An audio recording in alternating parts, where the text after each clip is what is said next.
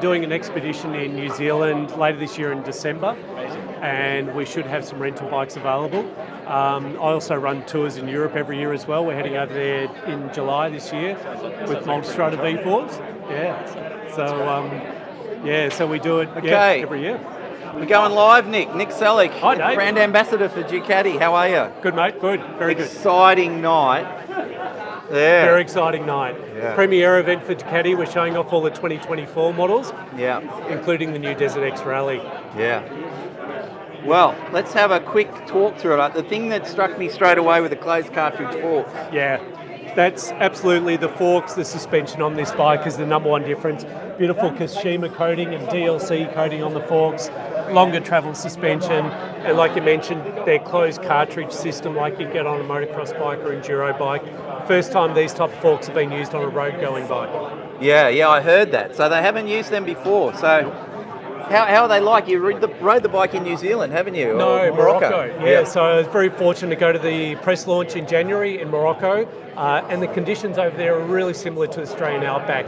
Dry, rocky, dusty, and the suspension worked really, really well. It really has elevated the suspension performance off-road for the Desert X in a big way. Now, there's 100 people watching already, so there's a lot of interest in this. And guess what the first question is? Where's the air filter? Where's the air filter? That's the second time. 2 questions. Where's the air filter? Same place as the original Same Desert in X, there. so it's tucked in under there.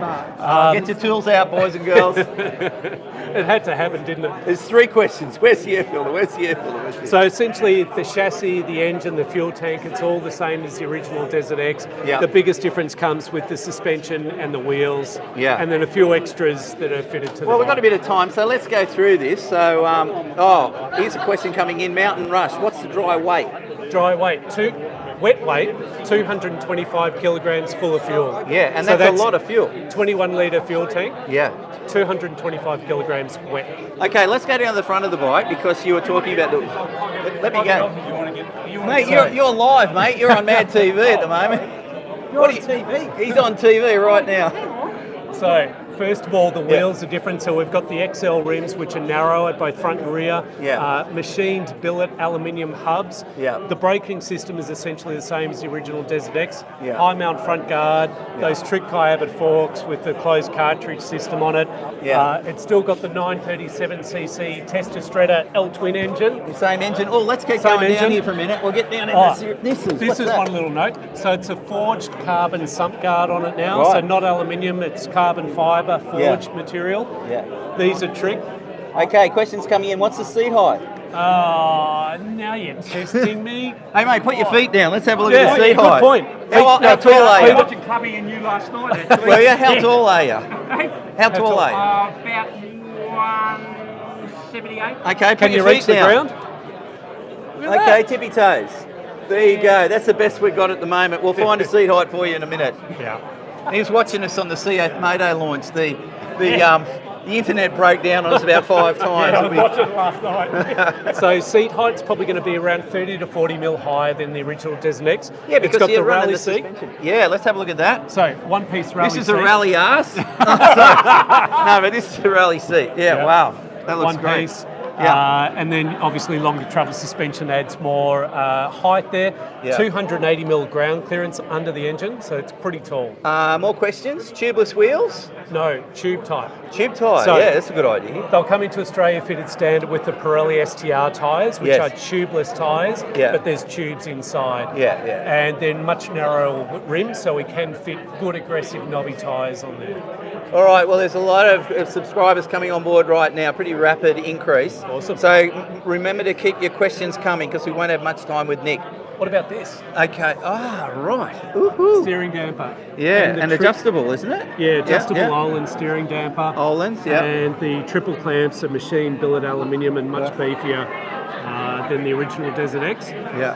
We've still got the 6 riding modes with the TFT display there. Yeah. Cruise control, ABS, cornering ABS, all sorts of features with the electronics. Yeah. So you don't miss out on any of that, even though it's more aggressive off-road now.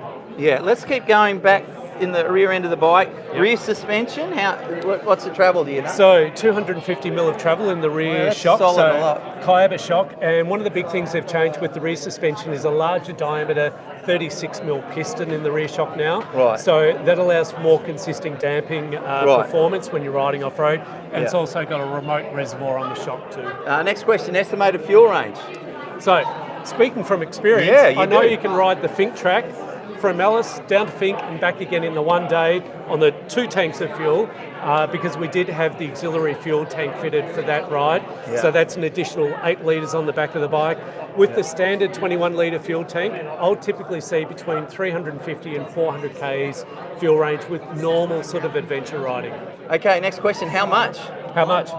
36,600 basically. On road? On the road. So you're talking about $10,000 price difference, price premium over the original Desert X. It is a lot of money for sure. Maybe not going to be for everyone. You're getting some good stuff on it. You are getting good kit. The forks alone, they get a close up of the forks, Dave. They look awesome. Yeah. Dave, is there a luggage rack? Yeah, there is in a way. You can get pannier racks for the bike, genuine Ducati pannier racks. There is also a rear rack. So depending on how you want to configure the bike, one of the neat things is the pillion pegs can be unbolted. Yeah. And we've also got a lot of mounting points or bolt holes here on the subframe. Because you can put, so the extendable tanks can go straight on this bike? Yep, it bolts straight up underneath. It gives you an additional 8 litres of fuel range. Yeah. It's got its own fuel pump in there, which pumps the fuel forward into the main tank. Yeah. Okay, let's keep walking around it for a minute. So again, with the gear lever, it's got a folding tip on the gear lever. Yeah. It does have a quick shifter on there as well, so you don't need to use the clutch for your upshifts and downshifts.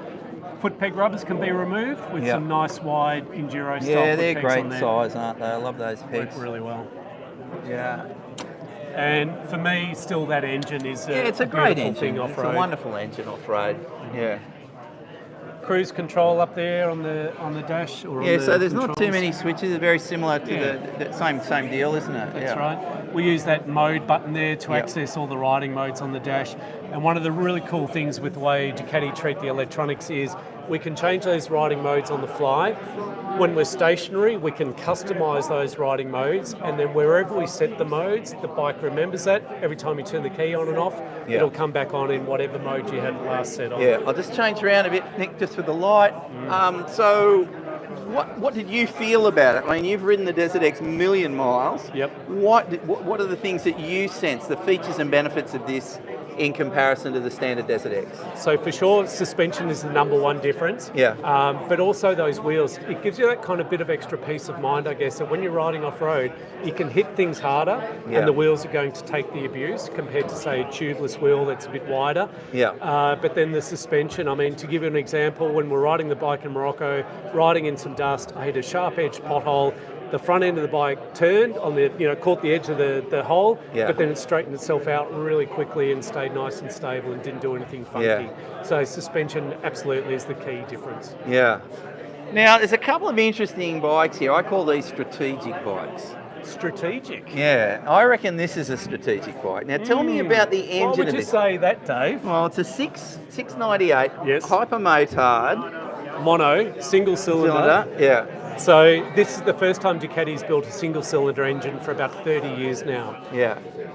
And if anyone knows the way Ducati and other brands work, they tend to not just build one engine and just stick it in one bike. No. This I would be could a see fun this in thing. an adventure, Nick. Well, Can you, Dave?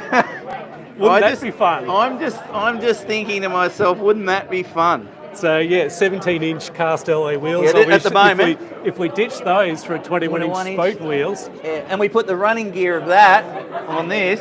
and 160 kilograms and 72.5 horsepower, revs out to 10,250 RPM. Yeah, they're loving that Nuts. thumper, Nick. Yeah. Yeah, so this is the direct attack to the 701 and 690. It is.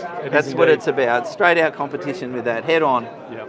No holes barred. Now, before we go, you've had a big night, but before you go, what have we got? We've got a multi-strata. We've got a Torque multi-stratas.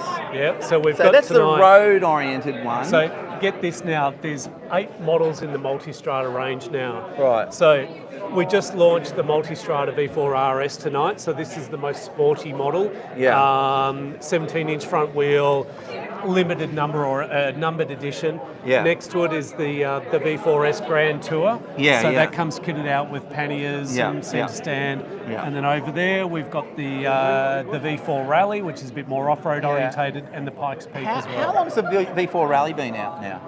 I want to say 12 months. Yeah, yeah, well, okay. No, well, yeah, roughly 12 months. Roughly yeah. about that. Yeah.